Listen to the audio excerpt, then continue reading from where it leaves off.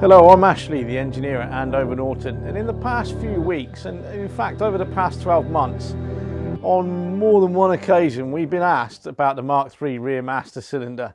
Now, the problem with these is people that are trying to repair it themselves and not use the manual, or they've given it to a garage, a motorcycle repair garage, who haven't got the expertise or knowledge to refurbish the master cylinder.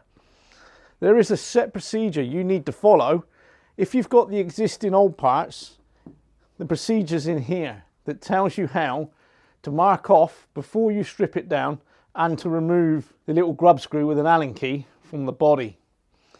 Not always is it possible for that to come out. We have got the procedure. If anyone wants it, I'm quite happy to send it out. I must have sent this out about 5 or 6 times in the past 12 months to say how it comes apart and how it goes together.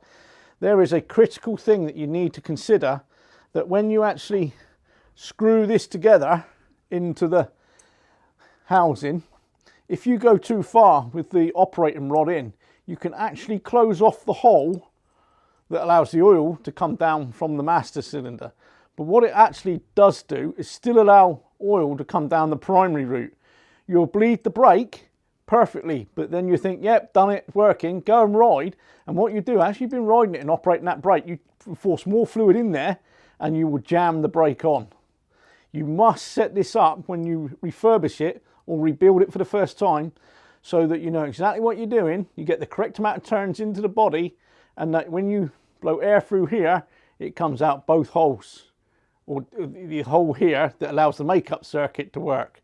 If it doesn't, it's going to jam when you use it. The other thing is a tiny little grub screw, and this little grub screw sits down in the mounting. There must have been 2 or 3 of these that I've struggled to get that out. I have managed to get it out more often than not. However, I've usually bought the threads with it when it's come out and written the housing off, unless you want to drill it and retap it and put another grub screw in there. The part number is not shown in the actual parts book for the actual grub screw, but we do have it. We hold lots of them, and I will get it added to the web shop pages so people can see that there is a little grub screw in there. If all goes to plan and you manage to get it out, you refurbish all your master cylinder, go to put it all back together. When you put that back in, make sure you use a decent amount of grease that works with dissimilar metals, because you get this grub screw sticking in here, because this is aluminium and this is steel, and it will stick in there after a period of time, to the event like I've found out you will bring the threads with it when you go to take it out. So anything like that, copper crest, any of those type of greases, get it in there and you should be fine.